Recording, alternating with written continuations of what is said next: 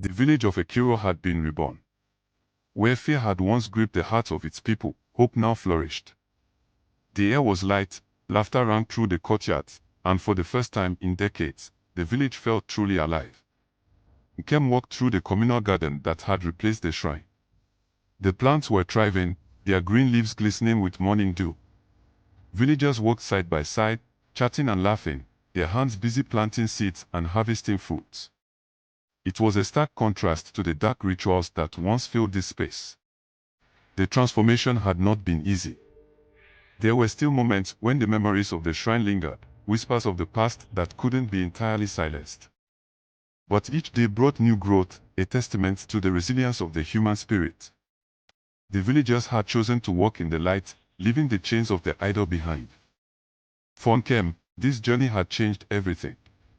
He had faced fear, defied lies, and reclaimed his family's future.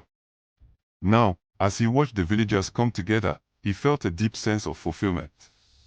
That evening, the village gathered under the stars for a special ceremony. A bonfire crackled at the center of the courtyard, its warmth drawing everyone closer. The preacher stood by the fire, his presence calm and steady. He raised his hands, signaling for silence. Tonight, we celebrate not just the breaking of chains, but the birth of something new, he said. You have chosen freedom, and with it comes responsibility. Each of you must guard this light, ensuring it is never dimmed by fear or darkness. The crowd murmured in agreement, their faces illuminated by the firelight. Chief Olisa stepped forward, his shoulders no longer heavy with the weight of his past. I was blind, he began, his voice steady. But through the courage of my grandson and the guidance of the preacher, I see clearly now. This village will never again bow to false gods.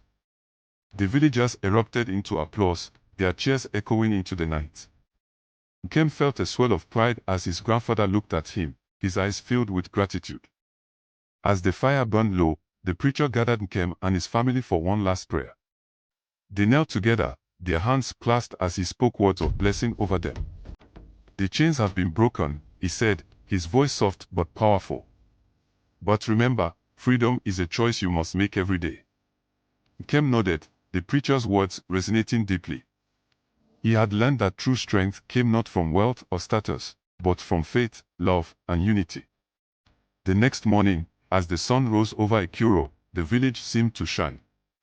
The fields were alive with color, the sounds of birds and laughter filling the air. Nkem stood at the edge of the garden, his heart full as he watched children running and playing, their joy unburdened by the past. Chief Olisa approached him, his steps slow but steady. Nkem, he said, placing a hand on his grandson's shoulder. You've done more for this family and this village than I could have ever imagined. I'm proud of you. Nkem smiled, his eyes misting with emotion. We did it together, grandfather. All of us.